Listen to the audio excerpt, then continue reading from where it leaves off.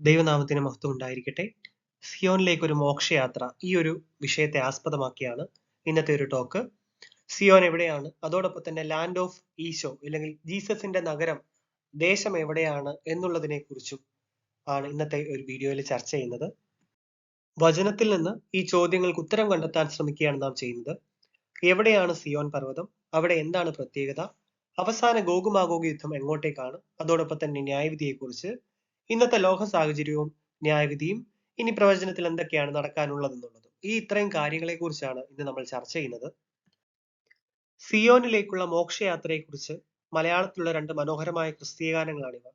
സിയോൻ സഞ്ചാരി ഞാൻ, യേശുവിൽ ചാരി ഞാൻ പോകുന്നു, കുരിശിന്റെ പാതയിൽ അക്കരയ്ക്കു യാത്ര ചെയ്യും സിയോൻ സഞ്ചാരി, ഓളങ്ങൾ കണ്ടു നീ ഭയപ്പെടേണ്ട. ഈ രണ്ട് പാട്ടിന്റെ അർത്ഥം എന്താണ്? സിയോനിലേക്ക് പണ്ട് മനുഷ്യര് പോയെന്നതാണോ, അതോ വരുവാനുള്ള മോക്ഷയാത്രയെ കുറിച്ചാണോ, എന്താണിതെന്ന് നമുക്കൊന്ന് നോക്കാം. കർത്താവിന്റെ പരസ്യ ശുശ്രൂഷ കാലഘട്ടത്തിൽ കർത്താവ് പല തവണ തന്നെ പറഞ്ഞിട്ടുണ്ട് ആ ഒരു തലമുറയിൽ തന്നെ കർത്താവിന്റെ രണ്ടാമത്തെ വരവുണ്ടാകുമെന്ന്. മാത്യു 24:34, അതോടൊപ്പം തന്നെ റോമൻസ് 13:11 നമുക്ക് പൗലോസ്ലീഹ പറയുന്നത് കാണാനായിട്ട് സാധിക്കും. കൂടാതെ വെളിപാട് പുസ്തകം തുടങ്ങുന്നത് വേഗത്തിൽ സംഭവിക്കാനുള്ളത് യോഹന്നാനെ കാണിച്ചു കൊടുക്കുന്നു എന്ന് പറഞ്ഞുകൊണ്ടാണ്. വെളിപാട് പുസ്തകം അവസാനിക്കുന്നത് യേശുവെ വേഗം വരണമെന്ന് പറഞ്ഞുകൊണ്ടും. അതോടൊപ്പം തന്നെ വെളിപാട് പുസ്തകം 22-ാം അധ്യായത്തിൽ ഈ പുസ്തകം മുദ്രയിടരുത്, കാരണം സമയം അടുത്തിരിക്കുന്നു എന്ന് വ്യക്തമായി അവിടെ പറയുന്നുണ്ട്. കൂടാതെ നമുക്ക് പുതിയ നിയമത്തിലുടനീളം അനേകം വാക്യങ്ങൾ, കർത്താവിന്റെ വരവിന്റെ വാക്യങ്ങളെ കുറിച്ച് നമുക്ക് കാണുവാനായിട്ട് സാധിക്കും. ഞാൻ മുൻപ് ഒരു പുസ്തക രൂപത്തിൽ അന്ന് വന്ന കർത്താവ് വന്നതിന്റെ തെളിവുകളെല്ലാം കൂടെ ചേർത്ത് അവൈലബിൾ ആയിട്ടുള്ള ഹിസ്റ്റോറിക്കൽ ഡോക്യുമെന്റ്സിൽ നിന്നുള്ള തെളിവുകൾ ചേർത്ത് ഒരു PDF ഫോർമാറ്റിൽ ഇട്ടിട്ടുണ്ടായിരുന്നു. ഞാൻ അതിന്റെ ലിങ്ക് ഇതിന്റെ താഴെയും ഞാൻ ഇടാം, നിങ്ങളത് വായിക്കുക. അപ്പോൾ കർത്താവ് ആ തലമുറയിൽ തന്നെ തിരിച്ചു വന്ന് രാജ്യം സ്ഥാപിച്ചു. 1000 വർഷത്തേക്കാണ് രാജ്യം സ്ഥാപിക്കുന്നതെന്ന് വെളിപാട് 20-ന്റെ അടിസ്ഥാനത്തിൽ നമുക്ക് മനസ്സിലാക്കാനായിട്ട് സാധിക്കും. ആ 1000 ആണ്ട് വാഴ്ചയ്ക്ക് ശേഷം പിന്നെയും സാത്താനെ അഴിച്ചുവിടുന്ന ഒരു കാലഘട്ടമുണ്ട് എന്ന് വെളിപാട് 20-ന്റെ 7-ലും വെളിപാട് 20-ന്റെ 3-ലും പറയുന്നുണ്ട്. അതിനുശേഷം ഫൈനൽ ഗോഗുമാഗോ യുദ്ധത്തിന് ശേഷമാണ് അന്ത്യന്യായവിധി. അതിനുശേഷമാണ് ദൈവം എറ്റേണൽ ആയിട്ടുള്ള കിങ്ഡം അല്ലെങ്കിൽ നിത്യമായിട്ടുള്ള രാജ്യം സ്ഥാപിക്കുന്നത്. നമുക്ക് ആ മില്ലിയൻ കിങ്ഡം സമയത്ത് എങ്ങനെയായിരുന്നു എന്നുള്ളതിനെ കുറിച്ച് യെശയ്യാവിന്റെ പുസ്തകത്തിൽ അനേകം വാക്യങ്ങളുണ്ട്. സൈന്യങ്ങളുടെ ദൈവമായ യഹോവയെ വന്ദിപ്പാനായിട്ട് എല്ലാവരും യഹോവ ഭരിക്കുന്ന സ്ഥലത്തേക്ക് ചെല്ലണം എന്നുള്ള രീതിയിലുള്ള വാക്യം നമുക്ക് യെശയ്യാവിൽ കാണുവാനായിട്ട് സാധിക്കും. അപ്പൊ നമുക്ക് സങ്കീർത്തനം 48 ഒന്ന് വായിക്കാം. നമ്മുടെ ദൈവത്തിന്റെ നഗരത്തിൽ അവന്റെ വിശുദ്ധ പർവ്വതത്തിൽ യഹോവ വലിയവനും അത്യന്തം സ്തുത്യനുമാകുന്നു. മഹാരാജാവിന്റെ നഗരമായി ഉത്തരഗിരിയായ സിയോൻ പർവ്വതം ഉയരം കൊണ്ട് മനോഹരവും സർവ്വഭൂമിയുടെയും ആനന്ദവുമാകുന്നു. അതിന്റെ അരമനകളിൽ ദൈവം ഒരു ദുർഗമായി വെളിപ്പെട്ടിരിക്കുന്നു. ഇതാ രാജാക്കന്മാർ കൂട്ടം കൂടി, അവർ ഒന്നിച്ചു കടന്നുപോയി, അവർ അത് കണ്ട് അമ്പരന്നു, അവർ പരിഭ്രമിച്ച് ഓടിപ്പോയി. അവർക്ക് അവിടെ വിറയൽ പിടിച്ചു, നോവ് കിട്ടിയവൾക്ക് എന്ന പോലെ വേദന പിടിച്ചു. ഇവിടെ പറഞ്ഞിരിക്കുന്നത് അന്ന് രാജാക്കന്മാരെല്ലാം യഹോവയെ വന്ദിക്കുവാൻ പോകണമായിരുന്നു, അതോടൊപ്പം തന്നെ സകല മനുഷ്യരും പോകണമായിരുന്നു എന്നുള്ള വാക്യങ്ങൾ നമുക്കുണ്ട്. അപ്പൊ ഇതിനെക്കുറിച്ച് അല്ലെങ്കിൽ സിയോൻ പർവ്വതത്തെക്കുറിച്ച് സങ്കീർത്തനം പറയുന്ന വാക്യമാണിത്. ഉത്തരഗിരിയായ സിയോൻ. അപ്പൊ ഞാൻ മനസ്സിലാക്കുന്നത് നോർത്ത് പോളിനെ കുറിച്ചാണ് ഇവിടെ പറയുന്നത്. വേറെയും ചില വാക്യങ്ങൾ നമുക്ക് ഉത്തരഗിരിയെ കുറിച്ചുണ്ട്. ഇന്നത്തെ ശാസ്ത്രം ഏറ്റവും കൂടുതൽ നമ്മളെ തെറ്റിദ്ധരിപ്പിച്ചിരിക്കുന്നത് ഭൂമിയുടെ ഷേപ്പിനെ കുറിച്ചാണ്. അതായത് ദൈവം പറഞ്ഞതിന് വിരുദ്ധമായി ഒരു ഷേപ്പാണ് അല്ലെങ്കിൽ സത്യങ്ങളാണ് ശാസ്ത്രം എന്ന പേരിൽ പലപ്പോഴും നമ്മളെ ഇന്നത്തെ ലോകം പഠിപ്പിച്ചിരിക്കുന്നത്. അതുകൊണ്ട് തന്നെ ഒരു ഉരുണ്ട ഭൂമിയും അതിനകത്ത് നോർത്ത് പോളും സൗത്ത് പോളും മഞ്ഞുറഞ്ഞു കിടക്കുന്ന ചില സ്ഥലങ്ങൾ മാത്രമാണെന്ന് വിശ്വസിച്ചിരിക്കുന്ന നമ്മൾക്ക് പലപ്പോഴും യഥാർത്ഥത്തിൽ ദൈവം സൃഷ്ടിച്ചതിനെ കുറിച്ച് ദൈവം പറഞ്ഞിരിക്കുന്ന പഴയ നിയമത്തിലും പുതിയ നിയമത്തിലും പറഞ്ഞിരിക്കുന്ന കാര്യങ്ങൾ വിശ്വാസ്യമായി കൊള്ളണമെന്നില്ല. എന്നാൽ നമ്മൾ റോമൻസ് 3:4 വായിക്കുമ്പോൾ ദൈവം സത്യവാൻ, സകല മനുഷ്യരും ഭോഷ്കു പറയുന്നവർ എന്നേ വരൂ. അതായത് ദൈവത്തിന്റെ സൃഷ്ടിയെക്കുറിച്ച് പറഞ്ഞത് സത്യമാണ്. എല്ലാ മനുഷ്യരും കള്ളം പറഞ്ഞാലും അത് ദൈവം പറഞ്ഞത് മാത്രമാണ് സത്യമാകുന്നത്. ഉത്തരഗിരിയായ സിയോൺ എന്ന് പറഞ്ഞാൽ നോർത്ത് പോളിലുള്ള ഏറ്റവും ഹൈറ്റ് ഉള്ള ഉയരമുള്ള ഒരു പർവ്വതം, ഒരു മനോഹരമായ ദേശത്തെ കുറിച്ചാണ് ഇവിടെ പറയുന്നത് നമുക്ക് മനസ്സിലാക്കാനായിട്ട് സാധിക്കും.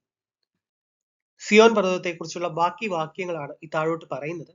സിയോനെ ചുറ്റി നടന്ന് പ്രദക്ഷിണം ചെയ്യുവിൻ, അതിന്റെ ഗോപുരങ്ങളെ എണ്ണുവിൻ. നമുക്ക് എബ്രായർ പുസ്തകത്തിലൊക്കെ കാണാനായിട്ട് പറ്റും, അബ്രഹാം കണ്ടിട്ടില്ലാത്ത എന്നാൽ ദൈവം കൈപ്പണിയായിട്ട് ചെയ്തിരുന്ന ഒരു നഗരത്തെ കാത്തിരുന്നു എന്ന് പറയാനായിട്ട് കാണാനായിട്ട് സാധിക്കും. ആ നഗരം പുതിയ യെരൂശലേമും അതോടൊപ്പം തന്നെ അതിന്റെ താഴെയുള്ള സിയോൻ പർവ്വതവുമാണെന്നാണ് നമുക്ക് മനസ്സിലാക്കുന്നത്. എബ്രായർ ലേഖനത്തിൽ തന്നെ അതിനെ സംബന്ധിക്കുന്ന വാക്യങ്ങൾ നമുക്കുണ്ട്. യെശയ്യാ 14:13 വായിച്ചാൽ, ഞാൻ സ്വർഗത്തിൽ കയറും, എന്റെ സിംഹാസനം ദൈവത്തിന്റെ നക്ഷത്രങ്ങൾക്ക് മീതെ വെക്കും, ഉത്തരദിക്കിന്റെ അറ്റത്ത് സമാഗമ പർവ്വതത്തിൽ ഞാൻ ഇരുന്നരുളുമെന്ന് സാത്താൻ പറയുന്ന വാക്യം നമുക്കിവിടെ കാണാനായിട്ട് പറ്റും. അവിടെയും ദൈവത്തിന്റെ സിയോൻ പർവ്വതത്തിന് മുകളിൽ കയറണമെന്നാണ് സാത്താൻ പറയുന്നത് എന്ന് നമുക്ക് കാണാം. നമ്മുടെ ഉത്സവങ്ങളുടെ നഗരമായ സിയോനെ നോക്കുക. നിന്റെ കണ്ണ് യെരൂശലേമിനെ സ്വൈരനിവാസമായും ഒരിക്കലും നീങ്ങിപ്പോകാത്തതും കുറ്റി ഒരു നാളും ഇളകിപ്പോകാത്തതുമായ കയറൊന്നും പൊട്ടിപ്പോകാത്തതുമായ കൂടാരമായി കാണും. ഇത് പറയുന്നത് യെശയ്യാ 33 20 21 വാക്യങ്ങളിൽ സിയോനെ കുറിച്ച് പറയുന്ന വാക്യങ്ങളാണ് ഇതൊക്കെ. അവിടെ മഹിമയുള്ളവനായ യഹോവ നമുക്ക് വീതിയുള്ള നദികൾക്കും തോടുകൾക്കും പകരമായിരിക്കും. തണ്ടുവെച്ച പടക് അതിൽ നടക്കുകയില്ല, പ്രതാപമുള്ള കപ്പൽ അതിൽ കൂടി കടന്നു പോകുകയില്ല. യെശയ്യാ 4 അധ്യായം വായിച്ചാലും യഹോവ സിയോൻ പർവ്വതത്തിലെ സകല വാസസ്ഥലങ്ങളിൽ മേലും അതിലെ സഭായോഗങ്ങളിൽ മേലും പകലിനൊരു മേഘവും പുകയും രാത്രിക്ക് അഗ്നിജ്വാലയുടെ പ്രകാശവും സൃഷ്ടിക്കും. സകല തേജസ്സിനു മീതെ ഒരു വിധാനം ഉണ്ടായിരിക്കും. പകൽ വെയിൽ കൊള്ളാതിരിപ്പാൻ തണലായും കൊടുങ്കാറ്റായും മഴയും തട്ടാതിരിപ്പാൻ സങ്കേതവും മറവിടവുമായ ഒരു കൂടാരവും ഉണ്ടായിരിക്കും. നമുക്ക് വെളിപ്പാട് 4 അധ്യായത്തിലേക്കൊക്കെ വരുമ്പോൾ പച്ച വില്ലിന്റെ സദൃശ്യമായ രീതിയിലുള്ള നിറങ്ങളെ കുറിച്ചൊക്കെ ആ ഒരു പ്രദേശത്ത് പറയുന്നുണ്ട്. ഒരുപക്ഷെ ദൈവത്തിന്റെ ത്രോണിൽ നിന്ന് വെളിച്ചമാകാം അറോറ ആയിട്ട് നോർത്തേൺ പോൾ അല്ലെങ്കിൽ നോർത്തേൺ ഹെമിസ്ഫിയർ പ്രദേശങ്ങളിൽ കാണപ്പെടുന്നത്. സൈന്യങ്ങളുടെ യഹോവ സിയോൻ പർവ്വതത്തിലും യെരൂശലേമിലും വാഴുകയാലും അവന്റെ മൂപ്പന്മാരുടെ മുമ്പിൽ തേജസ് ഉണ്ടാകുകയാലും ചന്ദ്രൻ നാണിക്കുകയും സൂര്യൻ ലജ്ജിക്കുകയും ചെയ്യും. ഈ വാക്യം യെശയ്യാ 24-23 ആണ്. AD 70 കർത്താവ് വരുന്ന സമയത്ത് ഒരു ഗോഗുമാഗോഗ് യുദ്ധം നടക്കുന്നുണ്ട്. അത് നമുക്ക് കാണാൻ പറ്റുന്നത് യെഹെസ്കേൽ 39 അധ്യായത്തിലും വെളിപാട് 19 അധ്യായത്തിലുമാണ്. 1000 ആണ്ടിനു ശേഷം സാത്താനെ അല്പകാലം അഴിച്ചുവിട്ടതിനും അവസാന കാലത്ത് പിന്നെയും ഈ സിയോൻ പർവ്വതത്തിനെതിരായിട്ട് സകല ജാതികളും ചെല്ലുന്നതിനെ കുറിച്ചാണ് നമുക്ക് കാണാനായിട്ട് പറ്റുക. അതിനെക്കുറിച്ച് സങ്കീർത്തനം 2 അധ്യായത്തിൽ പറയുന്ന ചില വാക്യങ്ങൾ, അതായത് ഈ ഓരോ കാലഘട്ടത്തിലും ദൈവത്തിന്റെ വിശുദ്ധ പർവ്വതത്തിനെതിരെ ജാതികൾ ചെല്ലുന്നതും ദൈവം അതിനെ തകർക്കുന്നതിനെ കുറിച്ചുള്ള വാക്യങ്ങളാണ് നമുക്കിവിടെ കാണാനായിട്ട് പറ്റുക. ജാതികൾ കലഹിക്കുന്നതും വംശങ്ങൾ വ്യർത്ഥമായത് നിരൂപിക്കുന്നതും എന്ത്? യഹോവയ്ക്കും അവന്റെ അഭിഷക്തിനും വിരോധമായി ഭൂമിയിലെ രാജാക്കന്മാർ എഴുന്നേൽക്കുകയും അധിപതികൾ തമ്മിൽ ആലോചിക്കുകയും ചെയ്യുന്നത്. നാം അവരുടെ കെട്ടുകളെ പൊട്ടിച്ച് അവരുടെ കയറുകളെ എറിഞ്ഞു കളയുക. സ്വർഗത്തിൽ വസിക്കുന്നവൻ ചിരിക്കുന്നു, കർത്താവ് അവരെ പരിഹസിക്കുന്നു. അന്ന് അവൻ കോപത്തോടെ അവരോട് അരുളി ചെയ്യും, ക്രോധത്തോടെ അവരെ ഭ്രമിപ്പിക്കും. എന്റെ വിശുദ്ധ പർവ്വതമായ സിയോനിൽ ഞാൻ എന്റെ രാജാവിനെ വാഴിച്ചിരിക്കുന്നു. ഞാനൊരു നിർണയം പ്രസ്താവിക്കുന്നു. യഹോവ എന്നോട് അരുളി ചെയ്തത്, നീ എന്റെ പുത്രൻ, ഇന്ന് ഞാൻ നിന്നെ ജനിപ്പിച്ചിരിക്കുന്നു. എന്നോട് ചോദിച്ചു കൊള്ളുക, ഞാൻ നിനക്ക് ജാതികളെ അവകാശമായി ഭൂമിയുടെ അറ്റങ്ങളെ കൈവശമായും തരും. ഇരുമ്പ് കോൽ കൊണ്ട് നീ അവരെ തകർക്കും, കുശവന്റെ പാത്രം പോലെ അവരെ ഉടയ്ക്കും. അതായത് യേശു മശീഹ സിയോൻ പർവ്വതത്തിൽ നിന്ന് സകല ജാതികളെയും ഭരിക്കുന്ന ഒരു കാലഘട്ടമാണ് മില്ലിയൽ കിങ്ഡം.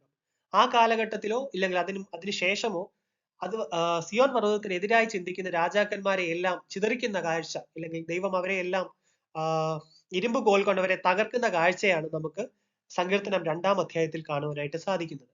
മില്ലിയൽ കിങ്ഡത്തിൽ കർത്താവിന്റെ ഭരണകാലത്ത് ആ 1000 വർഷം സാത്താൻ തടവിലായിരുന്നു. എന്നിരുന്നാൽ പോലും ജാതികൾ റിബൽ ചെയ്താൽ അവരെ ഇരുമ്പ് കോൽ കൊണ്ട് കർത്താവ് തകർത്തിരുന്നു എന്ന് നമുക്ക് സങ്കീർത്തനം 2 നിന്ന് മനസ്സിലാക്കാനായിട്ട് സാധിക്കും. ആകയാൽ രാജാക്കന്മാരെ ബുദ്ധി പഠിപ്പിൻ, ഭൂമിയിലെ ന്യായാധിപന്മാരെ ഉപദേശം കൈക്കൊള്ളും. ഭയത്തോടെ യഹോവയെ സേവിപ്പിൻ, വിറയലോടെ ഘോഷിച്ചുല്ലസിപ്പിൻ. അതുകൊണ്ട് ദൈവം പറയുന്നത്, ദൈവത്തിന്റെ പർവ്വതത്തിനും ദൈവത്തിനും നേരെ തിരിയാതെ ബുദ്ധിയുള്ളവരായിരിക്കുവാനാണ് രാജാക്കന്മാരോട് കർത്താവ് പറയുന്നത്. ഇത് സങ്കീർത്തനം 2 നമുക്ക് മില്ലിയൽ കിങ്ഡത്തെ കുറിച്ച് ചിന്തിക്കുമ്പോൾ, ചരിത്രപരമായി ചിന്തിക്കുമ്പോൾ AD 500 മുതൽ 1500 വരെ എന്ന് പറയപ്പെടുന്ന കാലഘട്ടത്തിലാണ് ലോകത്തിലെ ഏറ്റവും പ്രമുഖമായ യൂണിവേഴ്സിറ്റികളൊക്കെ ഉണ്ടായിരുന്നത്, അല്ലെങ്കിൽ അതെല്ലാം തുടങ്ങിയത്. അതോടൊപ്പം തന്നെ ലോകത്തിൽ മൊത്തത്തിൽ പല ആർക്കിടെക്ചേഴ്സും ഉണ്ടായത് ആ ഒരു കാലഘട്ടം. എന്നാൽ ആ കാലഘട്ടത്തെ ഇന്നത്തെ സാത്താന്റെ അല്പകാലത്ത് വിളിക്കുന്നത് ഇരുണ്ട കാലഘട്ടം എന്നാണ്. അതായത് ദൈവം ഭരിച്ചിരുന്ന ഒരു കാലഘട്ടത്തെ ഇരുണ്ട കാലം എന്ന് വിളിക്കുന്നു എന്നാണ് ഞാൻ മനസ്സിലാക്കുന്നത്. അത് സാത്താൻ ഇന്ന് ചെയ്യുന്ന അടവാണ്. കർത്താവ് ആ തലമുറയിൽ തന്നെ വരുന്നു എന്ന് സൂചിപ്പിക്കുന്ന അനേകം വാക്യങ്ങൾ നമുക്ക് പുതിയ നിയമത്തിൽ കാണാം. അതുകൊണ്ട് തന്നെ കർത്താവിന്റെ വരവും അതിനുശേഷമുള്ള 1000 ആണ്ട് വാഴ്ചയും കഴിഞ്ഞതിന് ശേഷം സാത്താനെ പിന്നെയും അഴിച്ചുവിട്ട അല്പകാലത്തിലാണ് നാം എന്ന് ഞാൻ മനസ്സിലാക്കുന്നു. ഇനി എങ്ങോട്ടാണ് അവസാനത്തെ ഗോഗുമാഗോഗ്, വെളിപാട് 20:8-9 പറയുന്ന ഈ ഗോഗുമാഗോഗ് നടക്കുന്നത് എന്ന് ചോദിച്ചാൽ, സാത്താന്റെ അല്പകാലത്തിന് അവസാനം ഈ ജാതികളെ തെറ്റിച്ചുകൊണ്ട് സാത്താൻ ദൈവത്തിന്റെ പ്രിയ നഗരത്തിന് എതിരെ പോകുമെന്നാണ് പറയുന്നത്. ഇപ്പൊ റീസെന്റ് ആയിട്ടൊക്കെയുള്ള സിനിമകളുടെയൊക്കെ പോസ്റ്റർ നോക്കിക്കഴിഞ്ഞാൽ നോർത്ത് പോളിൽ സർപ്പന്റിന്റെ സ്കിൻ വെച്ച് ചവിട്ടുന്നത് പോലെയുള്ള ടോം ക്രൂസിന്റെ ഒരു പടമാണ് കാണിച്ചിരിക്കുന്നത്. അതോടൊപ്പം തന്നെ മറ്റു പല സിംബോളിസംസിലും നോർത്ത് പോളിനെ ആക്രമിക്കുന്നതായിട്ടും ഗ്രീൻലാൻഡ് പിടിച്ചെടുക്കുന്നു, നോർവേ പിടിച്ചെടുക്കുന്നു, ഇതെല്ലാം നോർത്ത് പോളിനെ സറൗണ്ട് ചെയ്യുന്നതായിട്ടും നോർത്ത് പോളിനെ വളയാൻ വേണ്ടി രാജ്യങ്ങൾ കൂട്ടം കൂടുന്നതായിട്ടും ഒക്കെയുള്ള തെളിവുകൾ നമുക്ക് മുൻപിൽ വിരടുന്നുണ്ട്. നമുക്കറിയാം കർത്താവ് 1000 വർഷം സാത്താനെ ചങ്ങലക്കിട്ടേക്കുമായിരുന്നു. അതിനുശേഷം സാത്താനെ പിന്നെയും അഴിച്ചുവിടുന്ന ഒരു കാലഘട്ടത്തിലാണ് നാം ഇപ്പോൾ ജീവിക്കുന്നത്. അതുകൊണ്ട് തന്നെ സാത്താൻ സകല ജാതികളെയും തെറ്റിക്കും. അപ്പം കൂടുതലായിട്ട് ശാസ്ത്രം എന്ന പേരിൽ ഏലിയൻസ് ഉണ്ട് എന്ന് വിശ്വസിപ്പിക്കുന്ന പരിപാടിയായിരുന്നു കഴിഞ്ഞ കുറെ വർഷങ്ങളായിട്ട് എല്ലാ ഏജൻസീസും ചെയ്തിരുന്നത്. അപ്പൊ അങ്ങനെയല്ല, അതെല്ലാം മനുഷ്യരെ ഡിസീവ് ചെയ്യാനുള്ളതാണെന്ന് നമ്മൾ മനസ്സിലാക്കുക. എന്തിനാണ് പിന്നെയും സാത്താനെ അഴിച്ചുവിടുന്നു എന്നുള്ള ചോദ്യത്തിനെ കുറിച്ച് കുറെ ഉത്തരങ്ങൾ കണ്ടെത്താനായിട്ട് സാധിച്ചു. അതിൽ ഒന്നെന്ന് പറയുന്നത് നോഹയുടെ കാലം മുതൽക്കേ പാതാളത്തിൽ കിടന്നിരുന്ന ആത്മാക്കൾക്ക് ഒരു തവണ കൂടി അവസരം കൊടുത്തതാകാം വെളിപാട് 27 പറയുന്ന സാത്താന്റെ അല്പകാലം എന്നുള്ളത് ഒരഭിപ്രായമാണ്. അടുത്തത്, മനുഷ്യർക്ക് ശരി തെറ്റ് തിരിച്ചറിയാൻ ഇല്ലെങ്കിൽ സത്യത്തോടു കൂടി നിൽക്കുവാൻ മനുഷ്യർക്ക് ഒരു അവസരം കൂടി കൊടുക്കുകയാണ്. അപ്പൊ ശരിയും തെറ്റും നമ്മുടെ മുമ്പിൽ വെക്കുമ്പോൾ നമ്മൾ ഏത് തിരഞ്ഞെടുക്കുന്നുവെന്ന് ദൈവത്തിന് അറിയുവാൻ വേണ്ടി, അല്ലെങ്കിൽ നമ്മൾ ഏത് തിരഞ്ഞെടുക്കുന്നുവെന്ന് നോക്കുകയാണ് ദൈവം. അതിനു വേണ്ടിയുള്ള ഒരു കാലഘട്ടമാണ് ഈ സാത്താനെ അഴിച്ചുവിട്ട അല്പകാലം. 1 പത്രോസ് 1:6 മുതൽ 7 വരെയുള്ള വാക്യം വായിച്ചാൽ, അതുകൊണ്ട് ശരിക്കും സന്തോഷിക്കൂ, കുറച്ചു കാലത്തേക്ക് നിങ്ങൾ നിരവധി പരീക്ഷണങ്ങൾ സഹിക്കേണ്ടി വന്നാലും അത്ഭുതകരമായ സന്തോഷം മുന്നിലുണ്ട്. ഈ പരീക്ഷണങ്ങൾ നിങ്ങളുടെ വിശ്വാസം യഥാർത്ഥമാണെന്ന് തെളിയിക്കും. അത് അഗ്നി പരീക്ഷകളായി പരീക്ഷിക്കപ്പെടുകയും സ്വർണത്തെ ശുദ്ധീകരിക്കുകയും ചെയ്യുന്നു. നിങ്ങളുടെ വിശ്വാസം വെറും സ്വർണത്തെക്കാൾ വളരെ വിലപ്പെട്ടതാണെങ്കിലും അതിനാൽ നിങ്ങളുടെ വിശ്വാസം നിരവധി പരീക്ഷണങ്ങളിലൂടെ ശക്തമായി നിലനിൽക്കുമ്പോൾ യേശുക്രിസ്തു മുഴുവൻ ലോകത്തിനും വെളിപ്പെടുന്ന ദിവസം അത് നിങ്ങൾക്ക് വളരെയധികം സ്തുതിയും മഹത്വവും ബഹുമാനവും നൽകും. ഇത് കർത്താവിന്റെ വരവിന് മുമ്പ് അന്ന് പറഞ്ഞതാണെങ്കിലും ഈ കാലഘട്ടത്തിലും, അതായത് അന്ത്യന്യായവിധിക്ക് മുമ്പ് നമ്മളെല്ലാം നമ്മുടെ വിശ്വാസം ദൈവത്തിന്റെ മുമ്പിൽ തെളിയിക്കുവാനുള്ള ഒരു അവസരമായിട്ട് ഇതിനെ കാണാനായിട്ട് നമുക്ക് പറ്റും. വെളിപാട് 20:11 മുതൽ 15 വരെയുള്ള വാക്യങ്ങൾ വായിച്ചാൽ, ഗോഗുമാഗോഗ് യുദ്ധത്തിന് ശേഷം ആകാശവും ഭൂമിയും നീങ്ങിപ്പോയ ശേഷം ദൈവത്തിന്റെ ന്യായവിധി നടക്കുന്നതായിട്ടാണ് കാണാൻ പറ്റുന്നത്. സകല മനുഷ്യരെയും ന്യായം വിധിക്കുന്ന ആ ഒരു സമയത്ത് ഓരോരുത്തരുടെയും പ്രവൃത്തി വെച്ചിട്ടാണ് മനുഷ്യരെ ന്യായം വിധിക്കുന്നത്. ഓരോരുത്തരുടെയും പ്രവൃത്തികളുടെ പുസ്തകങ്ങൾ തുറന്ന്, ജീവന്റെ പുസ്തകം തുറന്നാണ് ദൈവം ഓരോരുത്തരുടെയും വിധി നിർണ്ണയിക്കുന്നത് എന്ന് നമുക്ക് കാണുവാനായിട്ട് സാധിക്കും. ലൂക്കോസ് 21:36 നമുക്ക് ഇപ്രകാരം കാണാം, ആകയാൽ ഈ സംഭവിപ്പാനുള്ളത് എല്ലാത്തിൽ നിന്ന് രക്ഷപ്പെടുവാനും മനുഷ്യപുത്രന്റെ മുമ്പിൽ നിൽപ്പാനും നിങ്ങൾ പ്രാപ്തരാകേണ്ടതിന് എപ്പോഴും ഉണർന്നും പ്രാർത്ഥിച്ചും കൊണ്ടിരിപ്പിൻ. ഇത് അന്ത്യന്യായവിധിക്ക് മുമ്പ് നമ്മൾ നമ്മുടെ വിശ്വാസം വെളിപ്പെടുത്തേണ്ടതിനും അതോടൊപ്പം തന്നെ ന്യായവിധിയിൽ കൂടി കടന്ന് സ്വർഗരാജ്യത്തിൽ പ്രവേശിക്കേണ്ടതിനും, അവരിൽ വിശ്വസിക്കുന്നവന് ന്യായവിധി ഇല്ലെന്ന് നമുക്ക് യോഹന്നാൻ 3-ാം അധ്യായത്തിൽ നിന്ന് അറിയാം. അങ്ങനെ വിശ്വാസത്തിൽ കൂടി രക്ഷിക്കപ്പെടുവാനും ന്യായവിധിയിൽ നിന്ന് ഒഴിഞ്ഞു പോകാനും ന്യായവിധി ഒഴിഞ്ഞു മാറുവാനും അതോടൊപ്പം തന്നെ സ്വർഗരാജ്യത്തിലേക്കുള്ള പ്രവേശനത്തിനുമായിട്ട് ഉണർന്ന് പ്രാർത്ഥിച്ചുകൊണ്ടിരിക്കുക. നോർത്ത് അമേരിക്കയുടെയും റഷ്യയുടെയും ഇടയിലുള്ള പ്രദേശത്തിൽ കൂടിയായിരുന്നു പണ്ട് ലാൻഡ് ഓഫ് ഈസോ അല്ലെങ്കിൽ ഈശോയുടെ ദേശത്തിലേക്കുള്ള യാത്രയെന്ന് ചില ലേഖനങ്ങളിൽ പറയുന്നുണ്ട്. അതുകൊണ്ട് തന്നെ ആ പ്രദേശത്ത് കൂടുതലായിട്ട് സംഘർഷാവസ്ഥ നിലനിർത്തിയിരുന്ന ഒരു പക്ഷേ മനുഷ്യർ അങ്ങോട്ട് എക്സ്പ്ലോർ ചെയ്യാതിരിക്കാൻ വേണ്ടി ആവണം. ഇപ്പോൾ അടുത്തിടെയായിട്ട് ആ ഒരു ഏരിയയിൽ കൂടുതലായി ഭൂമി ഉൽക്കങ്ങളും മറ്റും ഉണ്ടാവുന്നതായിട്ട് പറയുന്നുണ്ട്. അപ്പൊ എന്തുകൊണ്ടും ഈ ഒരു കാലഘട്ടം വളരെ പ്രാധാന്യം അർഹിക്കുന്നതാണ്. അതായത് 1776 സാത്താനെ അഴിച്ചുവിട്ടതെന്ന് ഒരു പക്ഷം വാദിക്കുന്നുണ്ട്. അങ്ങനെയെങ്കിൽ 250 വർഷം കഴിഞ്ഞ ഒരു കാലഘട്ടം ആയതുകൊണ്ട് തന്നെ സാത്താന്റെ അല്പകാലത്തിന് ശേഷമുള്ള അല്ലെങ്കിൽ ആ കാലത്തിന്റെ അവസാന ഭാഗത്തുള്ള ഗോഗുമാഗോഗ് യുദ്ധത്തിന് മുമ്പുള്ള ഒരു കാലഘട്ടമാകാം ഇത്. കൂടുതലായിട്ട് നമ്മൾ പ്രാർത്ഥിക്കുക. ന്യായവിധിക്ക് മുമ്പ് എല്ലാ മനുഷ്യരും രക്ഷിക്കപ്പെടണം. അല്ലെങ്കിൽ നമുക്ക് അപ്പോസ്തല പ്രവൃത്തി വായിക്കുമ്പോൾ തന്നെ അറിയാം, ആദ്യ സെഞ്ചുറിയിൽ തന്നെ കർത്താവ് പറയുന്നുണ്ട്, ഇപ്പോൾ എല്ലാ മനുഷ്യരും മാനസാന്തരപ്പെട്ട് ദൈവത്തിലേക്ക് തിരിയണമെന്നാണ് ദൈവത്തിന്റെ ഇച്ഛ എന്ന് നമുക്ക് കാണാനായിട്ട് സാധിക്കും. അതുപോലെ ഈ ഒരു സാത്താൻ അല്പകാലത്തിലും എല്ലാ മനുഷ്യരും മാനസാന്തരപ്പെടുക, ദൈവത്തിലേക്ക് തിരിയുക എന്നുള്ളതാണ് നമുക്ക് പറയാനുള്ളത്. ലാൻഡ് ഓഫ് ഈസോയെ കുറിച്ചിട്ടുള്ള പഴയ മാപ്പുകളൊക്കെ നെറ്റിൽ അവൈലബിൾ ആണ്. ഒരുപാട് വീഡിയോസ് നമുക്ക് അവൈലബിൾ ആണ്. ലിവിംഗ് ബാബിലോൺ എന്ന് പറയുന്ന ഒരു ചാനൽ ഉണ്ട്, അത് ജസ്റ്റ് ഒന്ന് നോക്കുക. അതിനകത്ത് ലാൻഡ് ഓഫ് ഈസോയെ കുറിച്ച് ഏകദേശം 1 മണിക്കൂറിനടുത്ത് നീളുന്ന ലെക്ചേഴ്സ് പറയുന്നുണ്ട്. ടെറാഡെ ഈസോ എന്നായിരുന്നു അതിന് അന്ന് വിളിച്ചിരുന്ന പേര്. ഇന്നും ആ ദേശമുണ്ട്. എങ്കിലും മനുഷ്യർക്ക് പോകാൻ പറ്റാത്ത രീതിയിൽ, അവിടെ ഒന്നുമില്ല എന്നുള്ള രീതിയിലുള്ള വ്യാഖ്യാനങ്ങളാണ് ഇന്നത്തെ ശാസ്ത്രം നമ്മളെ പഠിപ്പിക്കുന്നത്. ദൈവം സത്യവാൻ, സകല മനുഷ്യരും ഭോഷ്ക് പറയുന്നവർ എന്നേ വരൂ. കർത്താവിന്റെ വരവ് ആദ്യ തലമുറയിൽ തന്നെ കഴിഞ്ഞതിനുള്ള അനേകം തെളിവുകളും വാക്യങ്ങളും നമുക്ക് പുതിയ നിയമത്തിൽ നിന്ന് കിട്ടുന്നുണ്ട്. അതിനുശേഷം 1000 ആണ്ട് വാഴ്ചയ്ക്ക് ശേഷം സാത്താനെ പിന്നെയും അഴിച്ചുവിടുന്ന ഒരു കാലഘട്ടത്തിലായതുകൊണ്ട് തന്നെ സാത്താന്റെ പരീക്ഷണങ്ങളിൽ നിന്ന് രക്ഷപ്പെടുവാനും നമ്മുടെ വിശ്വാസം ദൈവത്തിന് മുമ്പിൽ തെളിയിക്കുവാനും നമ്മൾ വിശ്വാസത്തിൽ നിൽക്കുന്നത് നമ്മുടെ പോലും കഴിവല്ല, ദൈവത്തിന്റെ ദാനത്തിലാണ് എന്ന് മനസ്സിലാക്കുവാനും അതിൽ കൂടി കൂടുതലായിട്ട് ദൈവത്തിന്റെ കൃപയെ യാചിക്കുവാനും എല്ലാവർക്കും സാധിക്കട്ടെ എന്ന് പ്രാർത്ഥിക്കുന്നു. നന്ദി.